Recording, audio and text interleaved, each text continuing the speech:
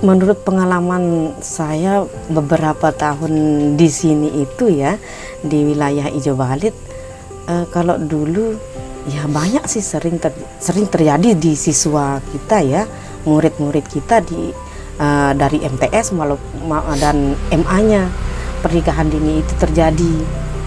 Mungkin dipengaruhi oleh faktor lingkungan juga ya. Terus dari orang tua juga kurangnya dukungan atau perhatian dari orang tua untuk mereka bersekolah itu. Menurut pendapat saya ya, atas pengamatan saya, kenapa mereka kawin itu lingkungan juga dulu, lingkungan ya, karena banyaknya yang dilihat mungkin mereka jatuh cintanya ya, cinta monyetnya itu yang diikuti, terus dilihat temennya yang udah nikah duluan itu, dia aja berhenti sekolah, putus sekolah, terus nikah, baik-baik aja, fine-fine aja di kelihatannya. Belum lama-lama kan nanti cerainya, itu diikutin, enggak apa-apa, sudah. Terus faktor keluarga, ya, yang kurang dukungan sekolahnya. Daripada kamu begini-begini, berbuat dosa kesana sini, kawin aja, enggak ada supportnya untuk sekolah pendidikan itu. Walaupun kamu enggak ada gunanya sekolah, biarin dah, enggak, karena walaupun enggak jadi guru enggak apa-apa, itu kan pemikiran yang sempit itu orang tua, keluarga juga begitu. Walaupun enggak semuanya sih ya. Terus dari keluarga juga, misalkan anaknya pergi ya, dibawa sama pacarnya, telat pulang itu ya, di lingkungan kita begitu juga ya, telat pulang di atas jam 12 kah, jam 1, ada tontonan lah, diajak sama pacarnya, disuruh kawin, sudah ditolak pulangnya itu. Makanya kawin, berhenti sekolah. Sering kejadiannya ini di siswa-siswa kita. Saya rasa faktor pendidikan orang tua juga ya, di sini sangat mempengaruhi sekali. Dan ya seperti sudah saya bilang, lingkungan. Kan pendidikan itu rendah, asal bisa dapat uang, ya itu sudah, cari uang saja, kita cari nafkah saja. Malahan sering izin untuk kerja sekolahnya ya, sering izin untuk kerja sekolahnya, izin Bu bantuin orang tua gitu. Walaupun ada segelintir ya orang tua juga, walaupun dia tidak berpendidikan, saya acungi jempol itu, lebih baik kamu sekolah, saya carikan uang kemana-mana, ndak apa-apa. Itu ilmu itu walaupun kamu kasih kemana-mana ndak akan habis, ngerti dia. Walaupun dia ndak berpendidikan, orang tua ini. Pernah saya temukan yang begitu, karena anaknya malas di sekolah. Tapi si anak ini ndak mau. Untuk perkawinan anak atau pernikahan dini, sebab utamanya yang pertama adalah kelalaian atau ketidakpedulian daripada orang tua terhadap anaknya.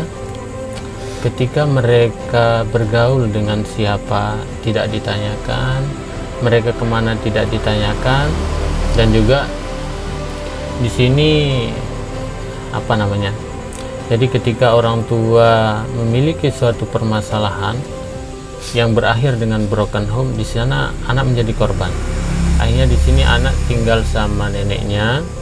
Di sini tentunya kasih sayang nenek dengan ibu bapak itu beda. Nah di sini ketika mereka sudah tinggal di neneknya, itu kejadian yang dominan. Ketika mereka sudah tinggal dengan neneknya itu, otomatis mereka merasa bebasnya ada, kecewanya ada. Akhirnya di sana mereka melampiaskannya dengan pergaulan yang semau hati mereka, yang akhirnya berujung pada pernikahan dini.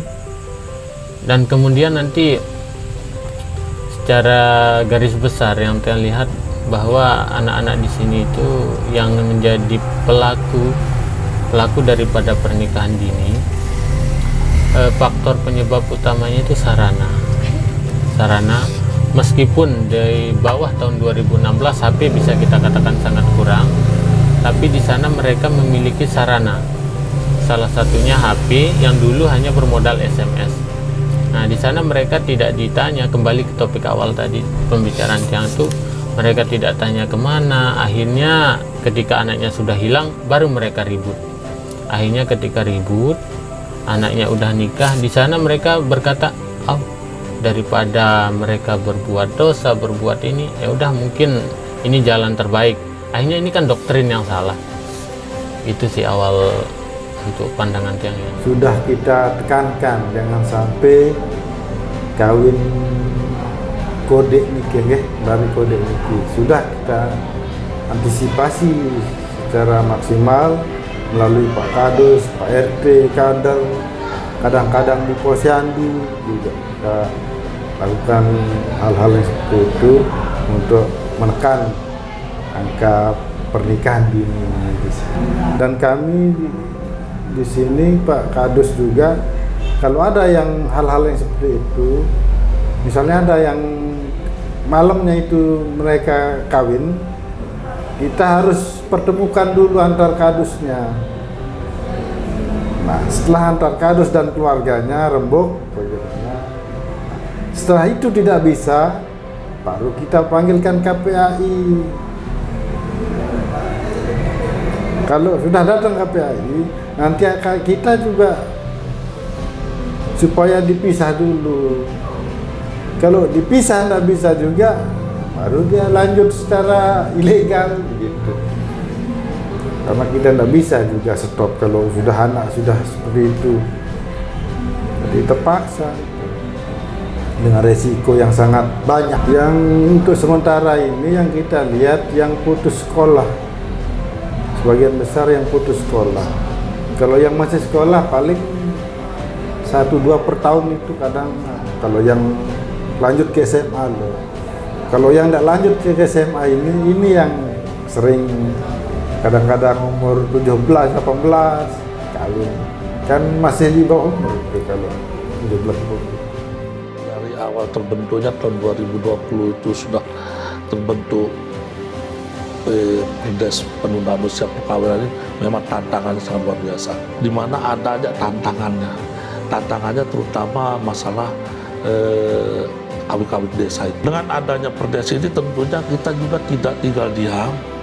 Kita berharap juga akan membentuk namanya awik-awik desa itu untuk mendukung kekuatan daripada perdes yang ada di desa ini. Gitu.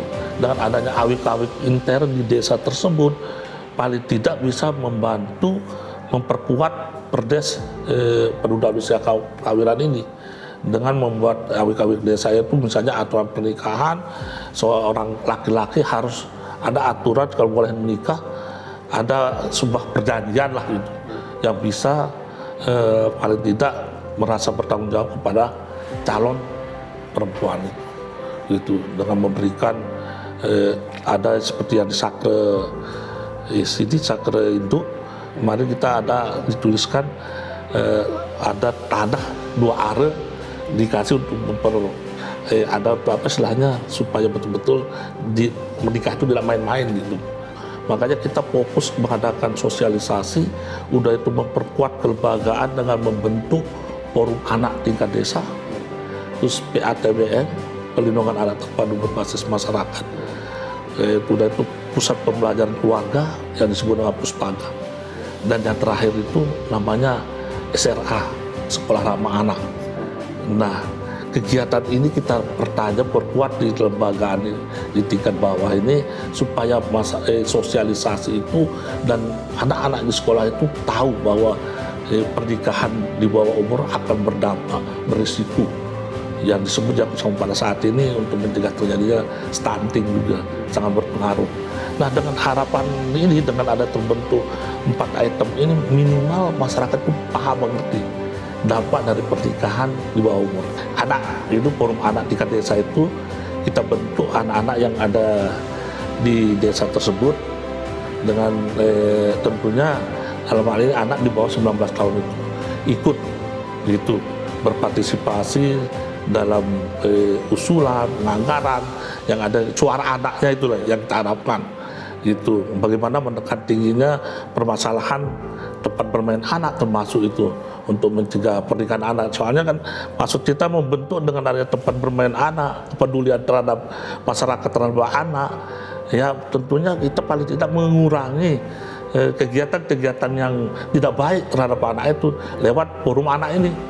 Itu tujuan kita sebenarnya. Seperti ada tempat malamnya ada pengajian, ada membentuk tempat kelompok-kelompok tempat perpustakaan di desa. Dengan adanya koordinasi seperti ini, paling tidak anak-anak ada tempatnya melampiaskan atau menyampaikan aspirasi. Terima kasih. Memang untuk pernikahan anak ini memang atensi kita semua untuk melakukan pencegahan, terutama kami di Kementerian Agama juga dengan menggunakan bahasa agama. Karena pernikahan anak di Kabupaten Lombok Timur ini memang masih tinggi persentasenya, ya.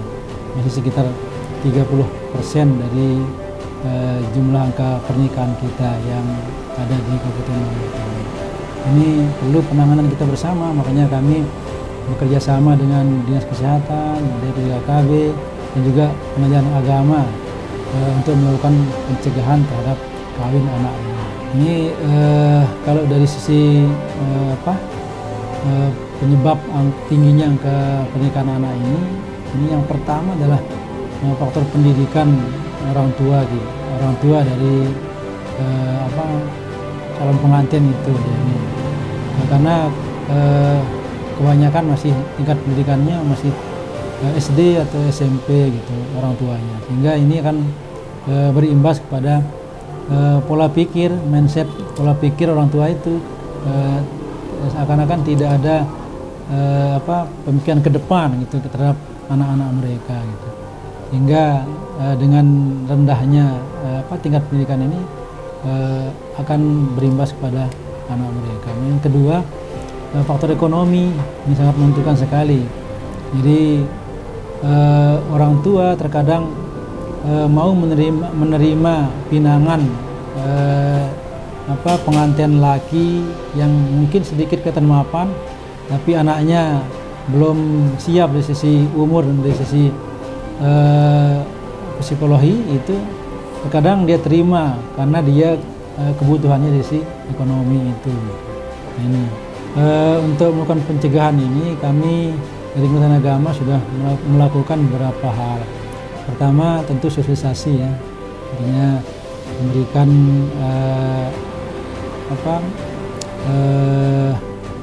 informasi lah kepada masyarakat kita, terutama melalui penyuluh-penyuluh agama yang ada di Kementerian Agama. Jadi kami selaku Kasih Bimas Islam Kantor Kementerian Agama Kabupaten Lombok Timur menghimbau kepada orang tua untuk tidak menikahkan anaknya di usia muda, artinya di bawah usia 19 tahun kalau menurut undang-undang pernikahan.